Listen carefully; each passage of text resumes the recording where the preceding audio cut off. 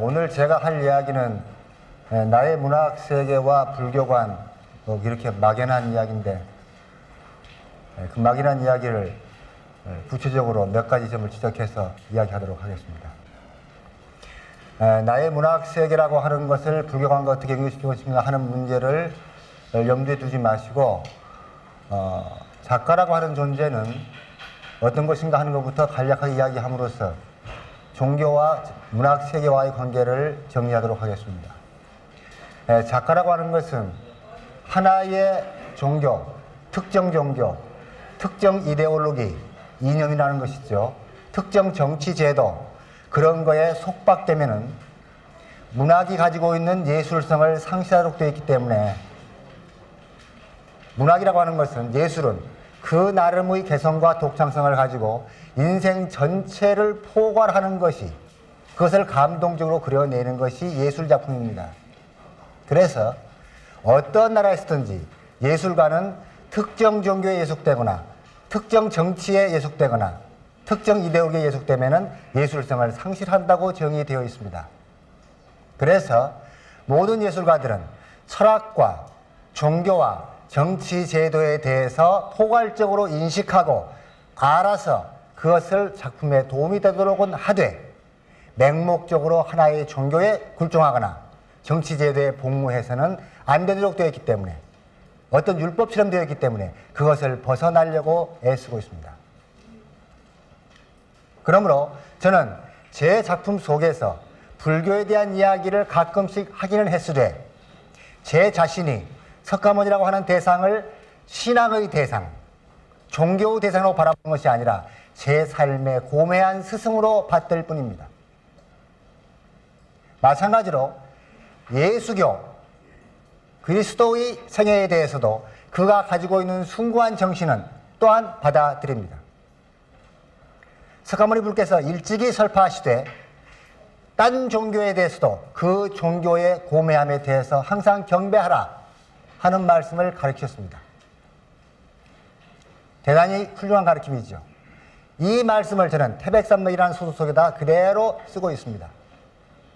이 말을 왜 썼는가 하면은 불교 아닌 다른 종교들이 대단히 불교에 대해서 배타적으로 말하고 있기 때문에 그것을 가르치기 위해서 그 말을 슬쩍 끼워 넣었던 겁니다. 어떤 종교들이 그리 하지 마라 하고 말하면 그것도 또한 간섭이 되기 때문에 그리 할 수는 없지요. 작가들이 지금 제가 말씀드린 바 예술가들은 그 어떤 종교에 예속돼서는 안 된다 하는 명제 앞에서 최근에 들어서 우리 문학인들은 또는 다른 기타 예술인들이 상당히 많이 특정 종교에 매몰됨으로써 그들의 문학작품이나 예술작품의 세계를 상실해버리는 경우를 많이 보고 있습니다. 그건 대단히 불행한 사태입니다. 그런 대전제하에서 제가 1976년에 대장경이라고 하는 해인사에 있는 8만 대장경을 주제로 해서 장편 소설을 쓴 게 있습니다.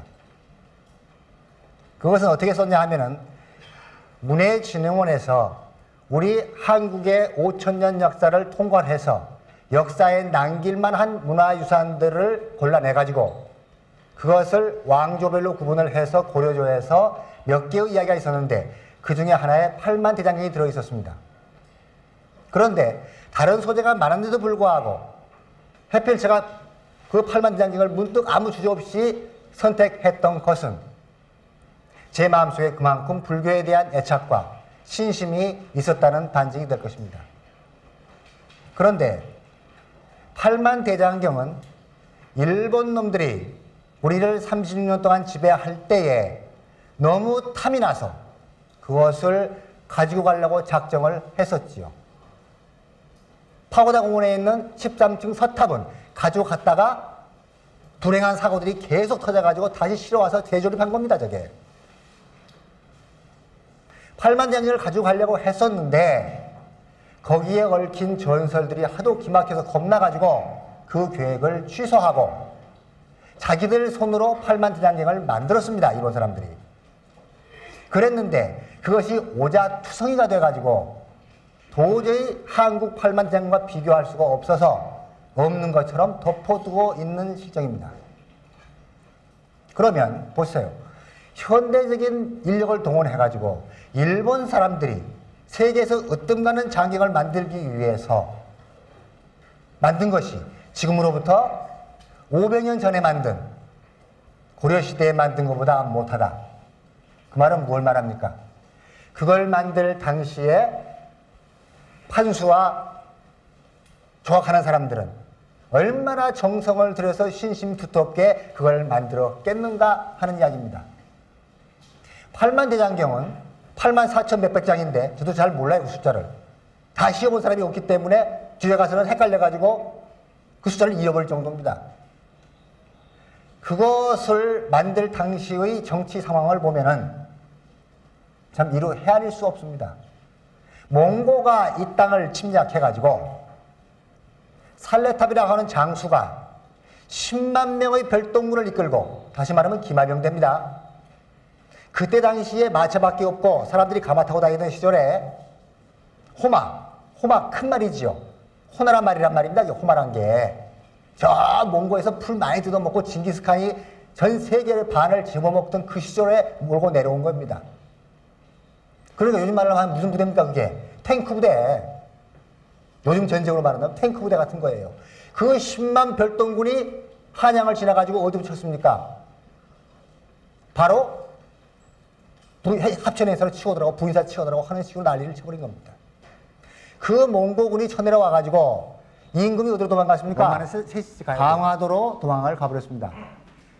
만백성의 어버이가 광화도로 도망을 가버렸습니다.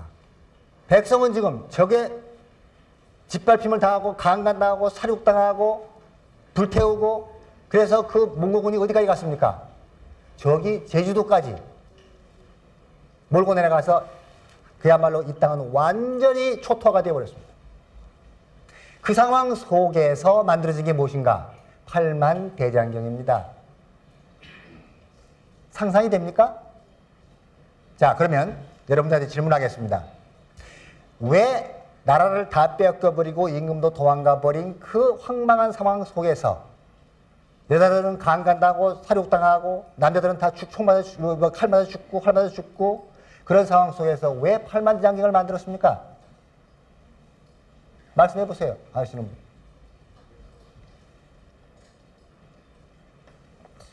다름이 아니고 불력으로 적을 무찌르겠다. 부처님의 힘으로 몽고군을 무찌르겠다 하는 뜻이었습니다. 이게 말이 됩니까? 맹신적인 불교 신자거나 논리가 없는 승려들 입장에서 볼 때는 그게 대단히 맞는 이야기입니다. 그러나 논리를 따지고 체계를 따져서 소설을 쓰는 작가 입장에서 볼 때는 그건 말도 안 되는 소리입니다. 자, 다시 한번 이야기합시다. 우리가 쉽게 쓰는 말도 안 되는 소리, 이게 무슨 뜻입니까? 말은 사람의 생각을 담아서 뜻을 담아서 전달하는 게 말인데, 말이라고 하긴 하는데 그것이 앞뒤 조리가 맞지 않을 때 그건 뭐가 되죠? 소리. 그냥 하는 소리, 뜻없는 소리, 개소리, 새소리, 짐승소리, 그런 겁니다. 사람이 말도 안 되는 소리를 하면 됩니까? 사람은 항상 뭐 해야 된다? 말만 해야 된다. 소리하면 안 되죠. 요즘 세상에 소리하는 놈들 굉장히 많잖아요. 정치인들 다 소리하는 놈들이요. 4천억이 뭐예요? 4천억이. 그 이야기 이따 합시다. 그런데 그때 살레탑이 10만의 별동 군대를 이끌고 들어와서 제일 먼저 불태웠던 게 뭐냐 하면은 합천 해인사에 있는 대장경이 아니고, 그때는 합천 해인사에 대장경이 없었고 부인사에 거란병들이 몰고 내려왔을 때 만들어 놓은 것이 있었습니다. 그것을 불태우려고 내려갔던 겁니다. 그래서 부인사에 있는 것을 불태워버렸어요.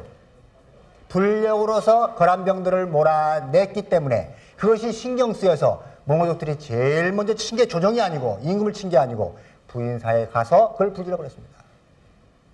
그걸 불질러버리고 나니까 그때 당시에 임금은 허수아비였습니다.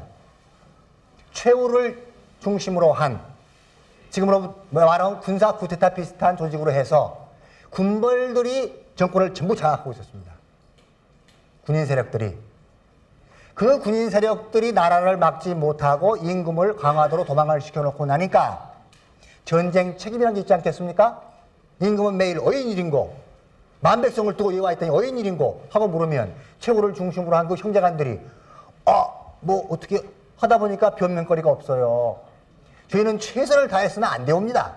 그러니 지금으로서는 이제 불력으로 물리치는 수밖에 없소이다 해서 만들기로 발의한 게 바로 팔만대장경입니다.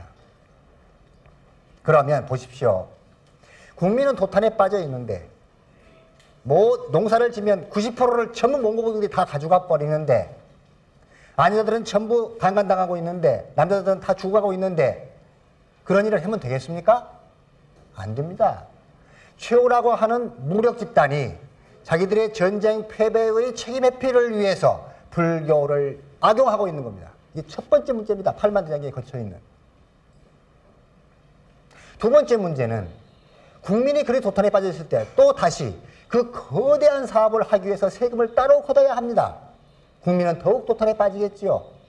이게 말이 됩니까? 안 됩니다.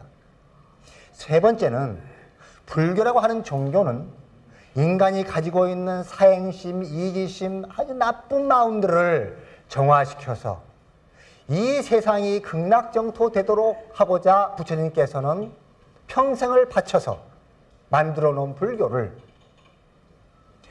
어떻게 해서 무력을 물리칠 수 있다고 악용하는가 하는 문제가 들어 있습니다.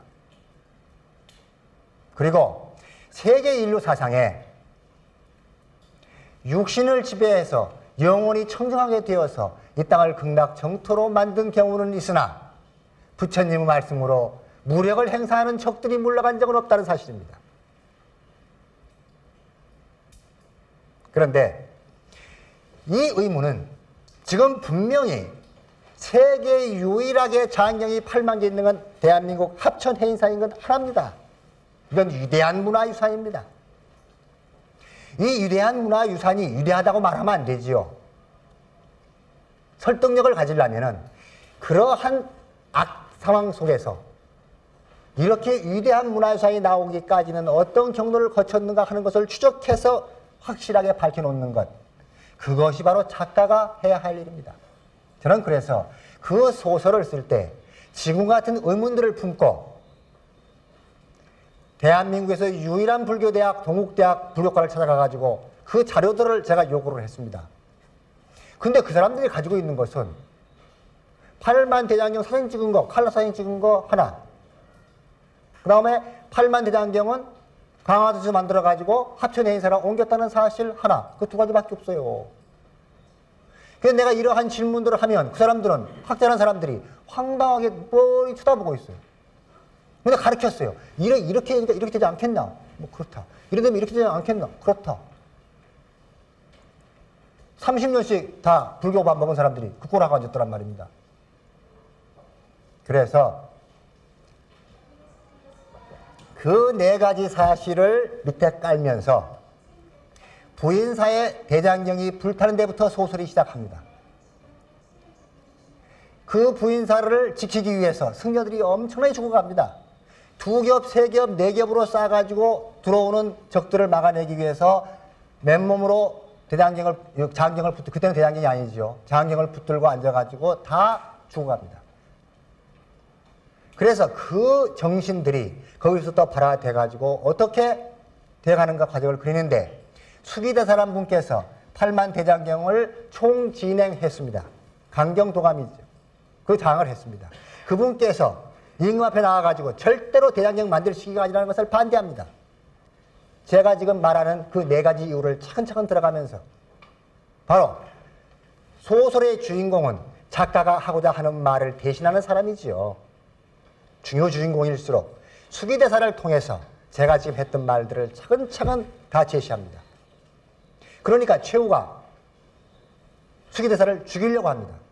자객을 보내가지고. 마지막 벼랑에 씁니다. 죽지 않으면 만들어야 되는 벼랑에 쓰죠. 어떻게 할 것인가. 수기대사께서 그런 생각합니다.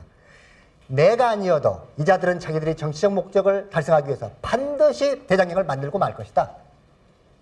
그렇다면 어차피 돼야 할 일이라면 내가 최선을 다해서 만들어서 몽고병을 물리치지 못하는 한이 있더라도 문화유산으로서나 제대로 남게 하자 하는 각오를 합니다. 그래서 그분께서 생명을 걸고 무수로 나와가지고 전국을 돌면서 민중이지요. 다 버림받아버린 권력 집단으로부터 버림받고 권력 집단으로부터 끝없이 이용당한 이 불쌍한 백성들을 상대로 왜 대장경을 만들어야 하는가를 설명을 합니다. 그래서 그때 그 도탄 속에서 불력이 다시 모아져서 그전보다도 10배 이상의 세금이 모아졌고 이건 기록에 나옵니다. 세금이 모아졌고 그 돈을 가지고 8만 대장경을 만들었던 거지요. 놀라웠게도 그것이 최단 시간에 14년 만에 만들어졌다는 것은 너무 기적입니다. 그만큼 필생, 글씨 쓰는 사람, 각수, 새기는 사람 전국에서 모여 들어가지고 거제도에서 저 먼 바다 거제도에서 나무를 깎아서 배로 싣고 강화도까지 가서 8만 4천여 장의 엄청난 것을 만들었는데 지금까지 확인한 바에 의하면 다 미확인이지만 대충 90% 확인한 바에 의하면 8만 대장경 중에 오자 잘못된 글자가 1000여자밖에 안 됩니다. 상상이 되십니까? 한 판에 약 250개의 한문자가 들어있습니다. 핵복잡한 한문자가 들어있는데 그 중에 그 많은 판 중에서 틀 잘못된 글자가 1000여자밖에 안 된다. 요즘에 제가 책을 작가니까 제 소설집이 나오면 보면은 한 페이지에 200자 원고지 4장 정도가 들어갑니다. 800자가 들어갑니다. 그 중에서 평균 한 자 정도가 오자가 나옵니다. 그에 비하면 8만 자의 경우는 오자가 하나도 없는 것과 마찬가지다. 그래서 그것은 위대한 문화유산이다 하는 이야기입니다.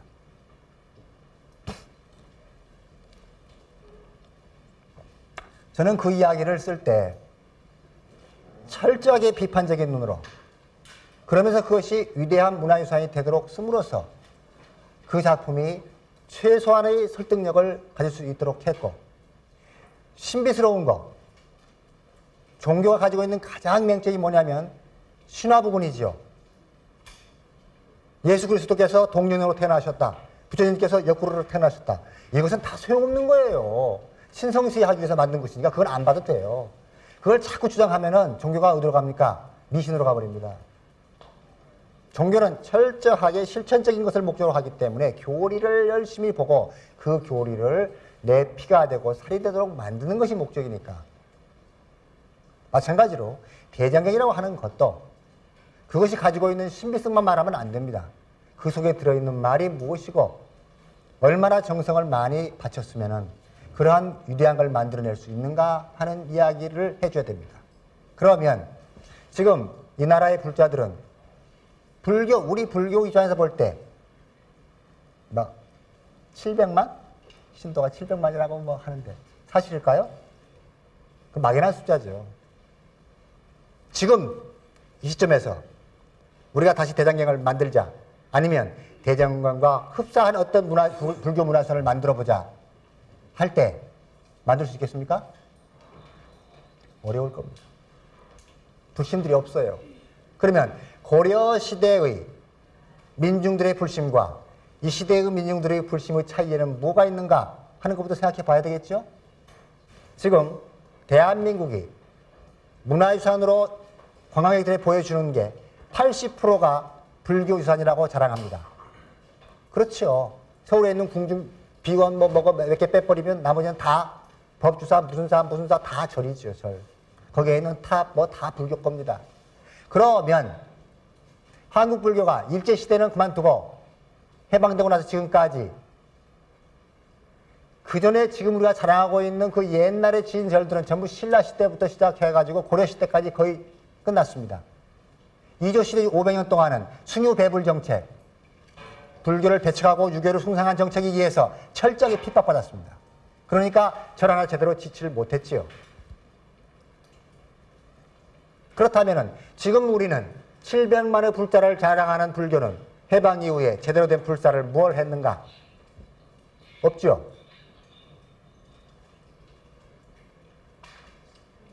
제가 기억하기에 송광사 빨선한테 불타버린 거 재복원한 것밖에 없는 것 같아요.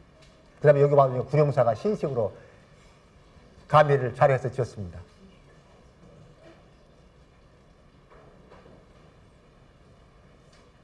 불교라고 하는 것이 굉장히 좋은 종교입니다. 억겁, 수억겁 하는 말이 불교에서는 무지하게 많이 나옵니다. 그런데 억이라고 하는 숫자가 뭔지 압니까? 인변에 뜨드이자입니다. 실자는 숫자가 아니고 사람의 마음속에만 존재하는 숫자가 억이에요. 그렇지 않습니까? 1억을 숫자를 씌워보세요. 하나 둘 해서 999, 1000, 1001, 1002 해서 1억까지 씌워보세요. 아마 10년쯤 걸릴걸요. 그런데 경제 구조가 커지고 돈이 화폐 가치가 점점 단위가 커지면서 억은 그냥 보통이 되고 4천억 막 이래버린다 이 말입니다. 그런데 세계 경제 구조가 아무리 커져도 불교에서 말한 우주의 시간 수억 겁은 도저히 따라갈 수가 없다. 그런데 50년 전, 60년 전에 서양 애들이 과학을 발달시켰다고 하는 서양 애들이 인도를 먼저 알고 영국을 통해서 식민지였으니까 인도를 먼저 알고 그 다음에 중국을 알고 한국을 알고 일본을 알고 이렇게 들어오면서 보니까 이 사람들의 종교 숫자가 전부 수억 겁이네. 아이 말도 안 돼. 억이 겁이고 겁이 거기서 또 수억 겁이래요. 그런 숫자는 존재하지 않는 거라고. 환상주의자들이다. 몽상주의자들이다. 이렇게 동양 사람을 이야기했습니다. 서양 놈들이. 서양은 이것이냐 저것이냐 이것만 자꾸 따지는 거니까 걔들은. 그래서 물리학을 자꾸 연구하다 보니까 1970년대에 들어와서 급진적으로 발전하고 20년 동안에 달 로켓트가 뜨면서 우주는 연구는 엄청나게 발전을 했습니다. 그리고 나서 그들이 무릎을 꿇은 게 동양 특히 인도를 중심으로 말한 수억겁이 맞는 것이로구나. 우주는 끝이 없지요. 넓이도 모르고 크기도 모른다. 힌두교에서는 하늘을 150여 가지로 나누지요. 그것을 줄여서 부처님께서는 54가지 정도로 나누셨는데 그 밖에 또 그 밖에 뭔가 있을 것이라는 그 막연한 것을 이미 동양불교는 그리고 힌두교는 4000년 전에 다 알아버렸어요. 끝내버렸습니다. 그리고 인간의 존재는 너무 티끌 같은 것이다. 그러므로 없는 것이나 마찬가지니 야들아 욕심 부리지 마라. 탐욕 부리지 마라. 편안한 마음으로 그저 스치듯 살다 가는 것이니 모든 것 다 놓아라. 서로 사랑하라. 베풀어라. 그리고 베푼 것마저도 잊어버려라 하고 가르쳤어요. 그런데 우리 인생살이 어디 그렇습니까? 하루 살기가 힘들고 고통당한 경우는 1시간 살기가 힘들고 산풍찬사 밑에 들어가 있던 그 총각은 처녀들은 얼마나 힘들었겠어요. 인생은 또 그런 거지요. 전체로 보면은 허무한데 구체적으로 보면은 하루하루 고통스러운 사람, 가난한 사람, 아픈 사람 얼마나 힘들겠어요. 그들에게 조그마한 고통을 잊고 크게 바라보라고 할 때 불교는 굉장히 힘있는 종교입니다. 힘이 있으되 그냥 부처님 말씀만 가지고 힘이 있습니까? 너무 어려워요. 그래서 중간에 승려라는 사람들이 법복을 입고 앉아가지고 부처님 흉내내면서 자꾸 설명을 해줘야만 알아듣죠, 중생은. 그런데 서양 물리학이 발달하면서 동양 정신이 무엇인가를 재확인하고 그리고 그들은 우주의 연구를 포기한 상태에 와 있습니다. 그것은 연구해봤자 안 된다. 끝도 한도 없는 것이다. 태양은 하나만 존재하는 게 아니라 수천 개가 태양은 존재한다. 은하계는 은하계 하나만 있는 것이 아니라 또 수천 개 있을 수 있다는 가능성 위에서 포기했습니다. 그러므로 서양인들이 불교를 엄청나게 연구한 것이 15년 전부터입니다. 본격적으로 연구한 것이. 바로 물리학의 포기와 함께 동양 정신의 그 위대함에 굴복하고 서양 그리스도교의 환멸을 느낀 사람들이 다 불교 연구를 해서 시작해서 지금 우리나라 송황수도 많이 와 있지요. 그렇다고 해서 불교가 자만할 겁니까? 아닙니다.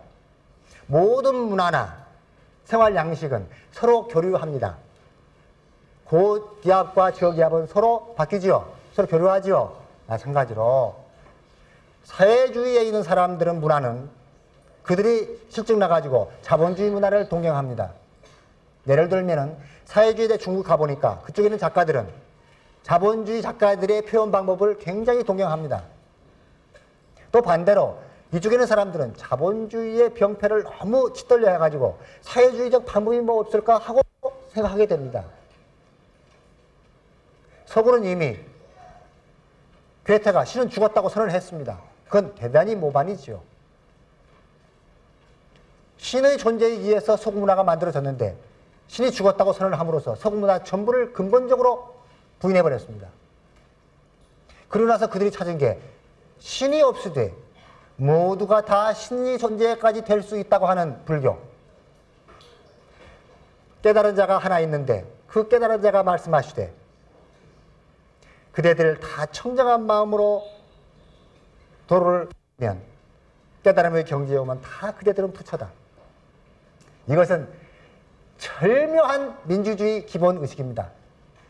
어떤 종교가 내 앞에서는 또 다른 신을 말하지 말라 한 예수와 정반대의 논리입니다. 석가모니는 2000년 전에 벌써 불교의 이 위대한 정신, 민주주의 정신, 이것은 사회주의 국가인 중국에서 고등학생들을 상대로 해서 세계 역사를 정리한 책 2권이 있습니다. 교과서용으로 정리했는데 거기에서도 불교의 이 민주정신에 대해서 굉장히 극찬을 하고 있습니다. 그런데 불교가 말하는 허무, 무상, 이것이 자칫 잘못해가지고 정권 지배층, 권력 지배층에 의해서 악용되는 사례가 역사 속에 빈번히 있어 왔다. 이것은 대단히 유감천만한 일이라고 말하고 있습니다. 그 말이 바로 고려조에서 국교로 종교를 만들어 놓고 스님들께서 국사라고 해가지고 임금님을 가르쳐서 무상으로 드나들고 궁중을 그래가지고 만들어져서 불교의 병폐가 도탄에 빠져서 이로 헤아릴 수 없이 되어버렸습니다. 여러분들 잘 아시는 사각지죠. 거기에 치가 떨려가지고 이성계가 고래를 치고 이조라는 나라를, 조선이라는 나라를 세우면서 승유 배불 정책을 썼던 거 아닙니까? 바로 그 대목을 말하는 겁니다. 그러면 한국에서만 그랬는가? 아니고 중국에서도 같은 중세기에 고려와 비슷한 중세기 저 구라파에서는 천주교가 암흑시대를 만들어가지고 정권 위에 올라앉았지요. 임금도 목을 칠 수 있는 그런 정도의 힘을 종교가 가지고 있었던 게 중세기입니다. 그래서 무수하게 많은 수천 수만 명의 사람 목숨을 죽이면서도 그 거대한 성당들이 바로 그렇게 해서 태어난 거 아닙니까? 마찬가지로 우리나라에서도 고려조에서 8만대장경이 나온 그 밑바닥에는 그러한 정치 폭력적인 부분도 있었다고 하는 사실을 여러분들은 다시 한번 새겨야하고, 불교가 앞으로도 절대로 정권에 이용돼서는 안 되고, 왕자의 신분으로 태어나신 석가께서 무엇을 위하여 천하를 헤매고 돌아다니면서 도를 구하고 그리고 걸레쪽 같은 옷 하나 걸치고 이 세상을 떠났겠는가 하는 걸 생각하십시오. 버림받은 많은 사람들을 위해서 그리 한 것입니다. 부자이지 못하게 가난하게 사는 사람, 병든 자, 마음의 괴로움을 다하고 있는 자, 버림받은 자, 잊혀진 자, 그들을 위해서 석가모니는 평생을 바친 것이고 뒤따라서 예수도 그렇게 했습니다. 그런데 그것이 인간이라고 하는 게 영리하고 또 나쁜 말로 해서 교활한 부분이 있어서 종교를 지배자들이 이용함으로써 종교 중간자들이 바로 종교인들이죠. 종교 중간자들이 그것을 악용함으로써 창시자들이 만들어 놓은 백성, 무사람, 민중들을 버려버리는 겁니다. 그래 놓고 말하기를 어차피 이 세상은 지옥이다. 그러니까 죽어서나 극락을 가면 된다 하고 사람들을 속인 겁니다. 부처님께서는 일찍이 이 세상이 극락이고 네 마음에 부처님이 있고 네 스스로가 부처가 될 수 있고 네 스스로의 마음이 극락이라고 가르치셨는데 정권의 계층과 결탁을 한 승려들은 또는 신부들은 동양사랑 똑같이 그 창시자들이 사랑하고 아끼고 가까이 했던 그 대중들을 다 버리고 권력자에게 붙으면서 그들을 속이기 시작하는 겁니다. 현세는 어차피 지옥이다. 우리는 죽어서나 천당 가니까 지금 참아라, 참아라. 그렇게 최면을 걸고 공갈 협박치고 그랬던 겁니다. 저는 객관적인 입장에서 불교가 무엇인가 하는 것은 아까 말씀드린 대로 작품을 쓰는 자로서 스승으로 삼아서 사표로 삼아서 내 작품에 도움이 되도록 하고자 한다는 것으로 최고의 가치가 있다는 것을 인정을 했습니다. 그런데 불교가지라고 하는 것은 두 가지로 말할 수 있습니다. 불교 자체의 가치, 그건 이미 제가 정의를 내려서 가장 위대한 것이라고 이야기했습니다. 또 하나는 한국에 나와 있는 불교 현실의 문제, 불교 세계의 문제, 예를 들면 종교계 속에서 여러 가지 교가 있겠죠. 정치계, 문화계, 사업계 여러 가지 사회가 합해져 있는데 그 중에서 한국 불교의 실상, 그 부분에 대해서 이야기를 안 할 수가 없습니다. 그 중에서 두 가지로 요약해서 이야기할 수 있습니다. 불교 자체 내, 종단 내의 문제, 그러니까 불교를 이끌고 있는 승려들의 태도 문제, 그 다음에 불교를 믿고 있는 신도들의 문제, 그 두 가지로 분류해서 이야기할 수가 있을 것입니다. 대단히 죄송한 말씀이지만 60, 70대가 문맹이 제일 많고 그들은 불행한 세대지요. 대중교육을 많이 못 시켜줬으니까 국가가, 사회가. 그분들이 세상을 떠나면 앞으로 15년 후에는 이 땅은 문맹이 0.01%밖에 안 될 겁니다. 그런 무서운 사회 비판적 능력이 있는 사회 속에서 솔직하지 못하면 다 배신당한다는 사실을 알아야 합니다. 한국 불교의 첫 번째 문제는 저는 그동안에 아시는 분들은 아시겠지만 제가 승려의 아들입니다. 저는 순천 서람사에서 태어났습니다. 대처승의 아들이에요. 우리 아버지가 대처가 되고 싶어 된 게 아니고 일제시대에 일본이 종교 황국화, 종교마저도 불교마저도 식민지화 할 때 일본 종교로 바꾸면서 일본식으로 전부 젊은 승려들을 장가를 보냈습니다. 그래서 제가 태어났는데 인연도 참 고약하게 일본의 황국화 정책에서 태어난 자가 일본을 철저하게 규탄하고 척결해야 되는 아리랑이라는 소설을 썼으니 아, 이 어인일인가? 이것도 불연이라고 생각합니다. 그래서는 그러한 계보 때문에 더욱이 순천 서람사 도량에 가면 제가 태어난 집터가 있습니다. 4살까지 저는 그러니까 어머니 뱃속에서부터 풍경소리와 목탁소리와 연불소리를 들으면서 태어났습니다. 제 영혼은 송두리째 불가에 들어있는 겁니다. 그러면서 작가이기 때문에 맹신을 하지 않으려고 몸부림을 치는 것뿐이지요. 그런데 그동안에 석지연 승려며 또 징만이며 그런 사람들 자체의 후배입니다. 나이로 따지면. 그리고 제 아버지께서 제 고등학교 3학년 졸업하고 대학을 갈 때 너는 차남이니까 장남은 차마 보낼 수 없고 불문으로 가라 했습니다. 그래서 박정희 군사 쿠데타가 일어나고 승려들에게 전부 승적을 조계종에서 갖도록 했는데 제가 168번 승적을 가지고 있습니다. 아버지께서 등록을 해버렸습니다. 불문으로 가라고. 그런데 제가 문학에 너무 뜻이 강했기 때문에 나는 문학을 해야 되겠지. 도저히 승려가 될 수가 없다. 그리고 또 한 가지는 사나이로 태어나서 사랑도 한번 못 해보고 중이 되다니. 참구나 아깝다. 근데 그때는 철이 덜 들어서 그랬어요. 지금 생각하면 되는 건데 제가 아리랑에 쓴 공허처럼 모든 고는 거쳐야만 득할 수 있다. 그러면서 막 고의 바다를 거쳐갔으면 되는 건데 그걸 몰랐지요. 이건 농담이고. 그래서 제가 문학의 뜻이 강해서 거부했더니 아버지께서 말씀하시기를 만에 한용운 스님 계시지 않냐. 그분은 승려 생활을 충실히 하면서도 문학도 했다. 그리 하라. 그래서 그랬습니다. 저는 또 너무 똑똑했어요, 얘가. 그분은 100년에 한 번 나올까 말까 한 분인데 제가 어찌 감히 그분을 따라가겠습니까? 이렇게 대답했단 말이에요. 가만히 쳐다보더니 그 말이 옳은 것 같은가 봐요. 저를 과소평가한 거예요, 글쎄. 아, 너는 1000년에 한 번 나올까 말까 인문에 가라 그랬으면 제가 갔을 거예요. 그래서 제가 결국은 이제 문학으로 오늘까지 살아왔는데, 그러한 깊은 인연 때문에 불교에 대해서는 관심이 많고 관심이 너무 많다 보니까 흠점들을 잡아서 시정시키려고 여러 가지 말을 많이 해왔습니다.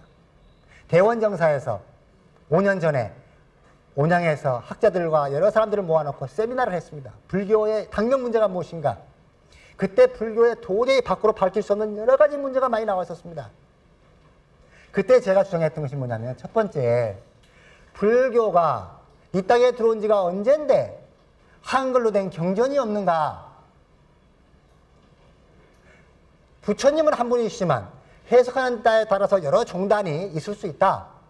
그렇다면은 그걸 인정하고 종단을 초월해서 우리말로, 우리 글로 뜻과 의미 합해진 것으로 읽고 설법할 수 있는 경전이 있어야 할 거 아닌가? 이래서 되겠는가? 할이 뭐든지 아는 사람이 누가 있는가 말이야. 그 좋은 경전, 반야신경을 한글로 번역하고 시인과 소설가를 동원해가지고 그 문장을 잘 다듬어서 우리말로 외우게 하면 얼마나 좋겠는가? 그런데 그것이 되지 않았습니다. 오늘 이 기회를 통해서 승려들에게 부탁하지 않고 이 땅에 있는 700만 불자들에게 저는 부탁하고자 합니다. 앞으로 그 운동을 벌려서 승려들에게 압력을 가하십시오. 한문은 우리 글이 아닙니다. 지금은 이주시대가 아닙니다. 대한민국입니다. 세계에서 가장 으뜸인 글이 한글이라는 걸 여러분 아십니까? 중국 장개석이가 한글을 자기 나라 말로 쓰려고 검토까지 했었습니다. 한글 경전을, 불경을 만들어달라고 앞으로 신동운동을 벌리시기 바랍니다. 두 번째는 고려 시대의 병폐를 벗어나지 못해서 해방 이후의 불교는, 종단은 정치와 너무 결탁하고 민중을 너무 버렸습니다. 그래서 범난이라고 말하는 치욕을 당했고 드디어 겨우 이제 진보의식, 혁신의식을 가진 승려들이 조계종을 맡았습니다. 잘 된 일입니다. 기독교가 150개의 병원을 가지고 있는데 불교가 가지고 있는 병원 몇 개 됩니까? 가난한 자에게, 버림받은 자에게, 고통받는 자에게 먼저 찾아가야 합니다. 그게 부처님께서 말씀하신 자비입니다. 서해 봉사해야 합니다. 그 다음 신도들의 문제입니다. 기복 종교, 내 새끼만 잘되게 해달라, 있을 수 있습니다. 어느 종교든 어느 나라에 가든 그 토착적 미신과 결부하게 됩니다. 그러나 그것이 과하면 이기주의가 되지요. 남에게 베풀어라 했는데 내가 가짐으로써 10을 가진 것을 5은 못 주는 망정 2를 베풀므로써 받은 자가 고마워할 때 그게 극락정토 아닙니까? 그런데 그저 내 새끼만 잘되게 해달라, 99마지기 있는 놈이 한 마지기 더 있게 해달라, 부처님. 부처님은 그런 자 돌보지 않습니다. 시간 없어요. 그 다음 두 번째, 똑같은 파렴치함인데 방생. 참 망할 놈의 일입니다. 보십시오. 방생이라는 건 뭐냐 하면 우연히 내가 뭘 했는데 이 물을 잡다 보니까 미꾸라지 한 마리가 들어왔다. 이걸 내가 먹을까 말까? 아, 이것도 생명인데 살려줘야지 하는 게 방생이에요. 아이, 어떻게 여기서 잡은 미꾸라지가 모자라고 자라가 모자라가지고 대만에서 수입하고 중국에서 수입하고 일본에서 수입해가지고 이걸 갖다가 쌀 밥 해가지고 먹지도 못하는 사람 수두룩한데 탕에 버리고 썩고 문드러지고 공해. 이게 말이 됩니까, 여러분? 놀부심정이에요, 놀부심보. 다리를 부러뜨려가지고 해주니까 놀부가 어떻게 돼버렸습니까? 그와 똑같잖아요. 방생을 위해서 잡아와서 그 아까운 돈 외국인 놈 주고 사들이다가 비실비실 죽어가는 놈 살려준다고 했으니 다 죽어 뿌리지 뭐. 기운은 빠져가지고. 그게 방생이래요. 다리 부러뜨린 거나 뭐가 달라요. 그 사람들에게 저주 있으라. 그런 방생 앞으로 하지 말란 말입니다.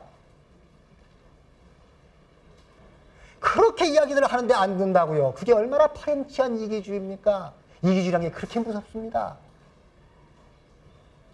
4월 초파일 대고 보십시오. 한강에 둥둥 떠가는 그 틈, 썩어서 냄새나는 밥덩어리, 배 뒤집고 죽은 자라, 그것이 오늘의 한국 불교가 돼서 되겠습니까?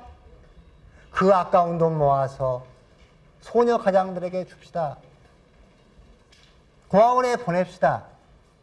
그리고 우리 민족의 만부를 지향하고 있는 이 나라의 순심을 짓밟는 해외 입양아 가지 못하게 만듭시다. 왜 그걸 못합니까? 그리고 나서 이 나라의 불교가 창창하게 만세에 걸쳐서 빛나길 바랍니까? 아닙니다. 10세도 못 갑니다. 그래가지고는 만세가 아니라. 오늘 드린 말씀은 불교가 어떻게 하면 더 나은 종교가 될까? 더욱 빛나는 말씀을 빛나게 전할 수 있을까?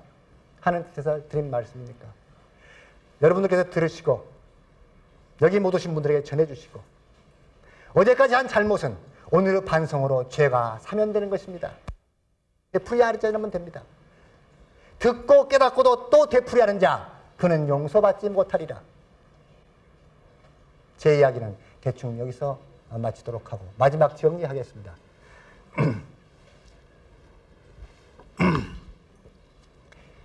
종교는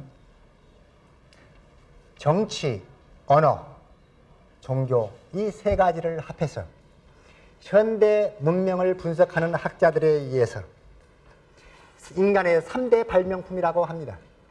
발명이죠, 분명히. 왜 종교가 발명이냐고 묻지 마십시오. 가서 생각해보면 발명인 줄 알 겁니다.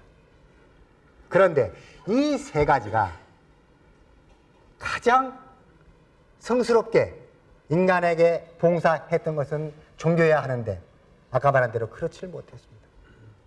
그것은 대중이 무지몽매했기 때문에도 원인이 있을 것이고 중간자들이 잘못한 경우도 있습니다. 앞으로는 과학 문명이 우리가 지금 무궁화호를 쌓아올렸다고 합니다.